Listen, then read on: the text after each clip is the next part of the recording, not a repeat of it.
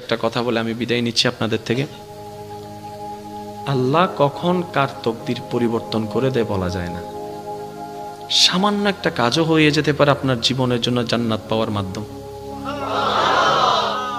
পৃথিবীর অনেক বড় বড় পাপীদেরকে আল্লাহ মাফ করে দিয়েছেন, এমন রেকর্ডও এবার একটু শুনেন। হযরত মূসা আলাইহিস সালামের যুগে একজন পাপিষ্ঠ, এমন পাপিষ্ঠ ছিল যাকে সমাজ থেকে সবাই বহিষ্কার করে দিয়েছে। যখন তার শরীর দুর্বল হয়ে গিয়েছে, রোগাক্রান্ত হয়ে গিয়েছে, ক্ষমতা শেষ হয়ে গিয়েছে, সবাই তাকে এলাকা থেকে বের করে দিয়েছে। এমন একটা জায়গায় তাকে ফেলে দিয়েছে যেখানে আশেপাশে কেউ। এবার সে যখন অসুস্থ শরীর, খাবার নাই, ঘুম নাই, শরীরের মধ্যে ক্ষত বিক্ষত, একদম জরজন্য অবস্থা, যখন তার পাশে কেউ নাই, এবার সে চোখের পানি ছেলে রবের দিকে তাকিয়ে বলে, ইয়া রব, সবাই তো আমাকে ফেলে দিয়েছে, তুমিও কি আমাকে ফেলে দিবা? মাওলা, তুমি না রহমান, তুমি না গফফার, তুমি না সত্তার, তুমি না খালিক। ও মাওলা, তোমার দরবারে তো রহমতের কোনো কমতি নাই। আমি ভুল করেছি মাওলা, তোমারই তো করেছি, তুমি চাইলে তো মাফ করে দিতে পারো। এরকম সে কান্না করতে করতে করতে এক পর্যায়ে তার নিঃশ্বাস বের হয়ে গেছে, সে মারা গিয়েছে। ইন্না লিল্লাহি ওয়া ইন্না ইলাইহি রাজিউন। অন্যদিকে আল্লাহ তাআলা মূসা নবীকে বললেন, হে মূসা, তুমি অমুক জায়গায় যাও, ওইখানে আমার একজন বান্দা মারা গিয়েছে, তুমি তাকে সুন্দরভাবে গোসল টোসল করিয়ে আমি আল্লাহর দেওয়া বিধান মোতাবেক তাকে দাফন করে আসুন। তো যেহেতু মূসা নবী আল্লাহর নির্দেশ পেয়েছেন, কোন মূসা নবী? যিনি নবী, জলিলুল কদর একজন নবী। উনি ওই এলাকায় গিয়ে যখন খুঁজতে লাগলেন মানুষটাকে, সবাই বললেন, আপনি একজন নবী, এরকম গুনাহগারকে আপনি খুঁজেন কেন? তো রব পাঠালেন, যেহেতু বুঝে শুনে পাঠিয়েছেন। এখন আয়েশা দেখে যে সবাই ওটার বিপক্ষে, কাহিনী তো মিলে না, ব্যাপারটা কি? যেহেতু রবের হুকুম এসেছে, কারো কথা শোনার কোনো দরকার নেই। এবার উনি গিয়ে সমস্ত কাজকর্ম করে আল্লাহর দেওয়া বিধান মোতাবেক ওনাকে দাফন করলেন। এবার মনে মনে প্রশ্নটা রবকে করলেন, ইয়া রব, সবাই তাকে পাপী বলছে, কিন্তু তুমি আমার মতো একজন নবীকে দিয়ে তাকে গোসল দেওয়াইলা, নিশ্চয় তার তো কোনো কাজ তোমার পছন্দ হয়েছে। রব বলে, এলাকার মানুষ যা বলছে সব সত্য, সে অনেক পাপী, সেটা সত্য, কিন্তু সে মৃত্যুবরণ করার আগে আমাকে এত সুন্দরভাবে ডেকেছে, এত মায়া করে ডেকেছে, এত ভালোবাসা নিয়ে আমার নামকে ডেকেছে এবং আমার কাছে স্যালেন্ডার করেছে, আমি রব মালিক ইয়াউমিদ্দিন, আমি মালিক। তার সারা জীবনের গুনাহকে খুশি হয়ে ক্ষমা করে দিয়েছে। মূসা নবীর উম্মতকে যদি আল্লাহ এমন দয়া করতে পারেন, আপনি আমি তো রাহমাতুল লিল আলামিন নবীর উম্মত। নবী রাহমাতুল লিল আলামিন বলেছেন, হে আমার উম্মত, তোমরা আমাকে দুইটা জিনিসের জামানত দাও, আমি তোমাদেরকে জান্নাতের জামানত দিচ্ছি। ইয়া রাসূলুল্লাহ, কোন দুইটা জিনিস? নবী রাহমাতুল লিল আলামিন বলছেন, তোমাদের লজ্জাস্থানের হেফাজতের জামানত দাও, আর এই জিহ্বার হেফাজতের জামানত দাও। এই লজ্জাস্থান অন্যায়ভাবে ব্যবহার করা যাবে না, আর এই জবান কখনো ভালো ছাড়া খারাপের জন্য ব্যবহার করিও না। এমনকি এই জবান কারো অন্তরে যেন কথা দিয়ে আঘাত না আসে, সেভাবে তুমি চলবা। তুমি এই দুইটার হেফাজত আমাকে দাও, ঈমানের পরে জান্নাতের দায়িত্ব আমি নিয়ে নিলাম। আপনি ক্ষমা করতে থাকুন, এটা আমার একটা অনুরোধ। যদি সুখে থাকতে চান, ভালো থাকতে চান, অতীতে কি হয়েছে, কে কষ্ট দিয়েছে, কে ন্যায় করেছে, কে অন্যায় করেছে, সব বিচার আল্লাহর উপর ছেড়ে দিয়ে আপনি মাফ করে দেন। যে মাফ করে দেয় তার অন্তর পরিষ্কার থাকে। সুবহান।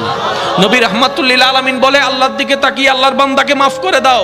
তোমার যদি ইজ্জতে কমে যায়, আমি নবী থেকে হাসরের ময়দানে তুমি নিয়ে নিও, তারপরে তুমি মাফ করতে থাকো। কারণ তুমি যত মাফ করতে থাকবা, হেসে হেসে মাফ করতেই থাকবা, তত তুমি দুনিয়াতেও ভালো থাকতে পারবা, পরকালেও ভালো থাকতে পারবা। একটা কথা মনে রাখবেন, দুনিয়াতে আমরা সবাই মেহমান হয়ে এসেছি, কেউ পার্মানেন্টলি থাকতে আসেনি। তো 2 দিনের দুনিয়া, অর্ধেক সময় তো শেষ। আসেন না, এই অল্প সময়টা আল্লাহ এবং রসুলের বিধানকে সামনে রেখে মানুষকে উপকার করে যতটুক পারি মানুষের কল্যাণ করে যেন কাটাইতে পারি। আল্লাহ আমাদের সবাইকে সে তৌফিক দান করুক। যে ধর্মে মুস্কি হেসে কথা বললেও সওয়াব, আরেকটু জোরে সুবহানাল্লাহ। এক মুসলমান আরেক মুসলমানের সাক্ষাৎ হয়েছে, আসসালামু আলাইকুম। ওয়ালাইকুম আসসালাম, ভাই কেমন আছেন? তো তারা শুধু কৌশল বিনিময় করছে, তারা কুশল বিনিময় করছে। আল্লাহ বলছেন ফেরেশতা সওয়াব লেখো, আরেক ফেরেশতারে বলে ফেরেশতা মুসাফা করে হাত ছুটার আগে তাদের গুনাহ মাফের ব্যবস্থা করে দাও। তাহলে যে ধর্মে সালাম দিল সওয়াব, দেখা করলো সওয়াব, খবর নিল সওয়াব, খাবার দিল সওয়াব, পানি দিল সওয়াব, এমনকি রাস্তায় হাঁটার পথে এতিম বাচ্চার মাথায় 2 সেকেন্ড দাঁড়িয়ে হাত বুলে দিয়েছেন, এটা তো সওয়াব। এখানে কমতি বলে কোনো শব্দ নাই। এরপরেও যদি আমরা নিজেকে গোছাতে না পারি, আফসোস করা ছাড়া কিছু উপায় নাই। সেজন্য আমি একটা অনুরোধ, আপনি যতটুকু পারেন আপনার সাধ্য মোতাবেক মানুষের উপকার করার চেষ্টা করবেন। হ্যাঁ, আপনি বলবেন আমার উপকারের দাম পাই না, ভালো ব্যবহারের দাম পাই না, আমি সেবা করলে সেটার দাম পাই না, আমি ভালো করলে আমাকে উল্টা করে। হ্যাঁ, আমি আপনার সব কথা মানলাম, তবে অনুরোধ রাখবো বিনিময়টা ওই বান্দার থেকে চেয়েন না, ওই বান্দার রব থেকে চান।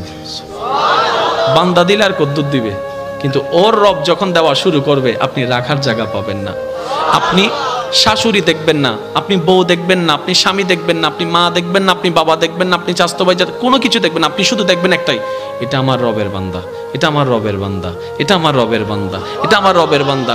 তো কেউ যদি জিজ্ঞেস করে তুই শাশুড়ির এমন সেবা করছিস কেন, আরে তোর তো একটা জীবন আছে, আপনি বলবেন আমি আর শাশুড়ির সেবা করছি না, আমি আমার রবের একজন বান্দার সেবা করছি, শুধু আমার রবের দয়া পাওয়ার জন্য।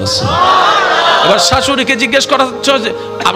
জিজ্ঞেস করা হচ্ছে আপনি বউকে এত ছাড় দিলেন কেন, বউয়ের সাথে এত ফ্রেন্ডলি চলেন কেন? আপনি বলবেন আমি আমার ছেলের বউয়ের সাথে চলি না, আমি আমার মেয়ের সাথে চলি। আরে আমার মেয়েটা তো আমার রবের বান্দা, আমি আমার রবের বান্দাকে খুশি করে চলার চেষ্টা করছি। আল্লাহ আমাদের সবাইকে বুঝার, আমল করার তৌফিক দান করুন। সইবেন যত পাইবেন তত। মনে থাকবে ইনশাআল্লাহ।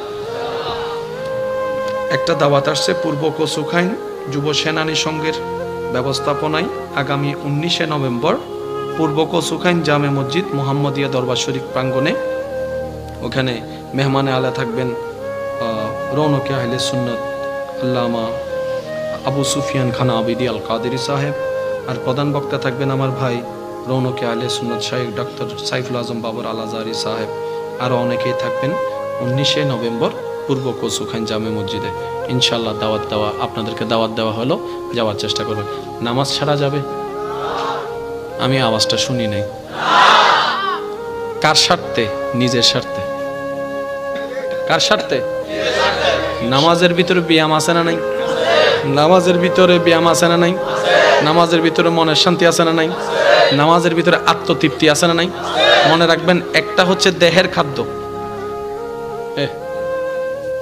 হুজুর, একটা হচ্ছে শরীরের শক্তির জন্য দেহের খাদ্য, আর একটা হচ্ছে রুহের খাদ্য। আমরা বেশিরভাগ ক্ষেত্রে দেহের খাদ্যটাকে দেওয়ার চেষ্টা করি, রুহের খাদ্যটা দেওয়ার চেষ্টা করি না। মনে রাখবেন, দেহের খাদ্য পৃথিবীতে কাজে লাগে, রুহের খাদ্য পৃথিবীতেও কাজে লাগে, কবরে হাসরেও কাজে লাগবে। সুবহানাল্লাহ।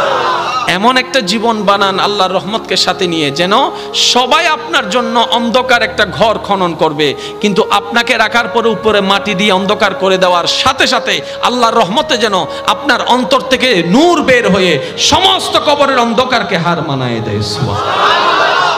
কাদ আফলাহা মান যাক্কাহা। আল্লাহ আমাদের সবাইকে কবুল করুক, আমিন। আজকের মাহফিলকে কবুল করুক।